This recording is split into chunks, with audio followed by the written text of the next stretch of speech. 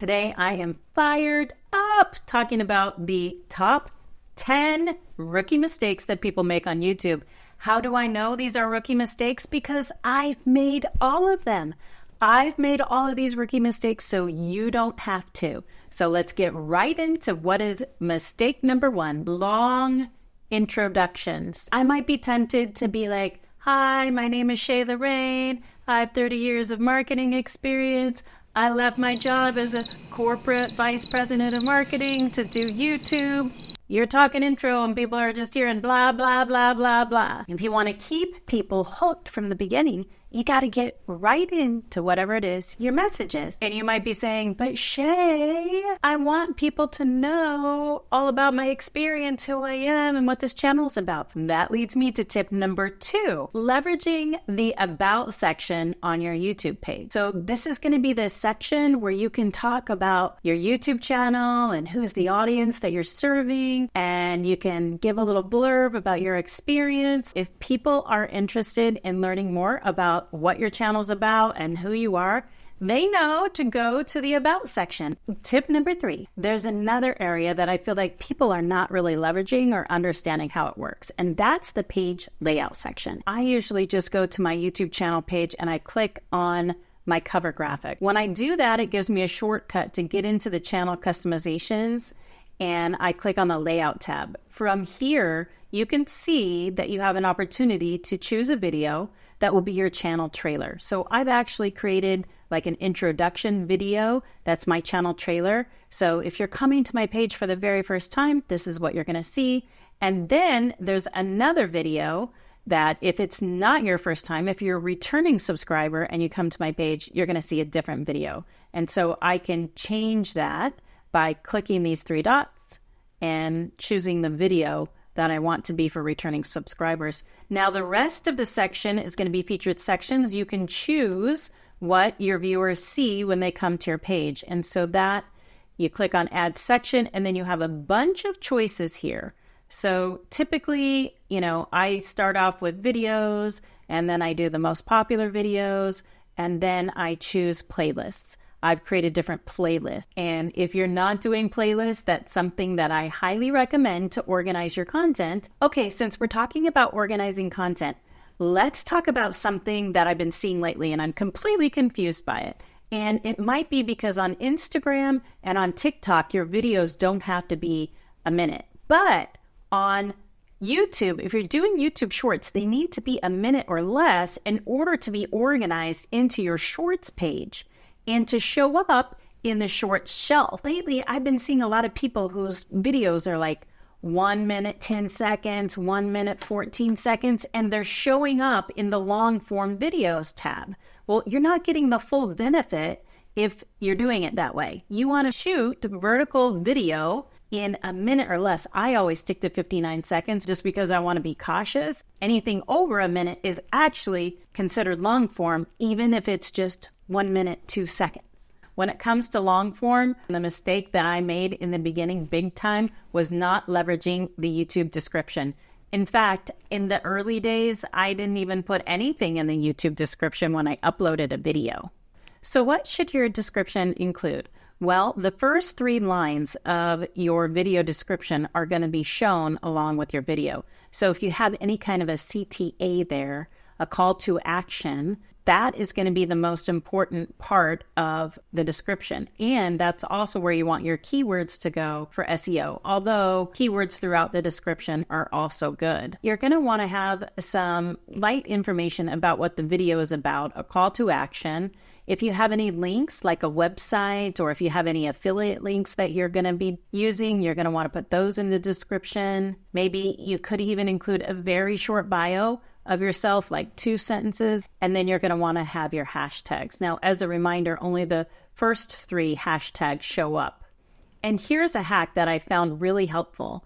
I pre-populated a template for my videos, and I went into the YouTube Studios, I clicked on Settings, and then I went to Upload Default. And here, I can put some base template information that automatically populates every time I upload a video. So all I have to do now is go back and tweak it to make it relevant to the video I've just uploaded, but the base information like my Instagram link and my affiliate links and a little 2-sentence bio about me, all of that is already in there, so I don't have to type it every single time.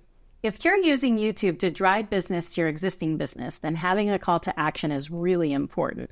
You're going to want to make sure that people know how to get in touch with you if they're interested in your current business. I recommend something like a scheduling link where you can say, hey, schedule a call with me, and then you put your schedule link in there.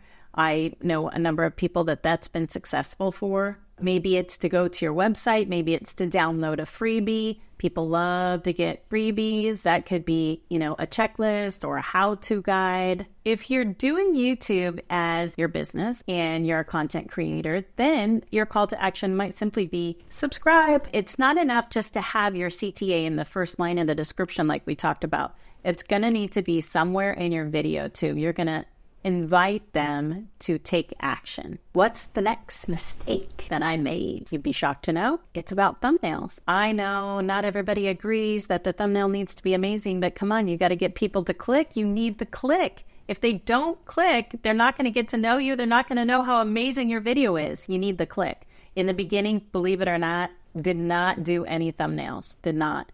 And I see a trend where people are going back to that. If it works for you, great. If you're getting the clicks and you have a really high CTR without doing a thumbnail, then keep doing what you're doing. But if your views are down, if you're not getting the clicks, if you're not getting the engagement, let's try a thumbnail. Now, I know you might be saying, but I'm not a designer. Guess what? You don't have to be. They have so many templates in Canva, and you can get a free version of Canva. You can pay somebody on Fiverr $5 or $10 to make a thumbnail. And trust me, it's a worthy investment. So if that's what you got to do, if you got to pay somebody from Fiverr, do it. Okay, next mistake. I didn't know about this for a long time. And believe it or not, I still talk to people and I see their videos and they're not doing this. Some of you are watching and you're saying, duh, Chey, everybody knows about an end screen. But you'd be shocked how many people I come into contact with that don't know about end screens, okay? So an end screen is going to be where you want to tee up the next video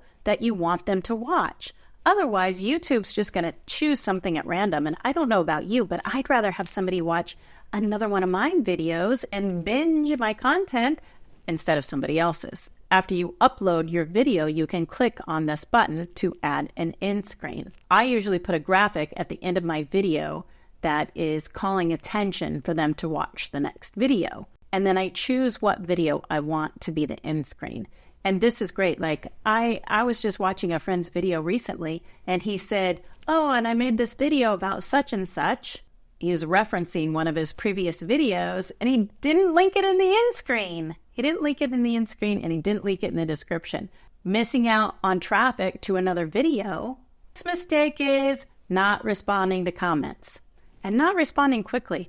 I have found for me personally, when I respond quickly to comments, it's like, boom, the algorithm is humming. It's like giving me algorithm juice when I am just getting those comments in and I am responding. But also, it's just the right thing to do. Somebody took the time to write a comment to you, and it's great to respond. And I understand not all comments are nice. Not all comments are the comments that you want. I usually just thank them for their comment and move on. Or if it's really horrible, then I'll delete it. And here's a little hack that you might not know about. You want to block any comment that uses a certain word. You can do that. You can do that in your settings. It's inside the YouTube studio. And you just click on the community tab. You scroll down and you click on blocked words. And you can, put in what words you want blocked. So if you don't want somebody to use the F word in a comment, and that comment will automatically be blocked because somebody used the F word, put that in there and it'll be blocked. So I definitely have a list for myself of words that I don't want to show up on my channel. So I never even see those comments. They never even come to me and I don't see them, and it's great.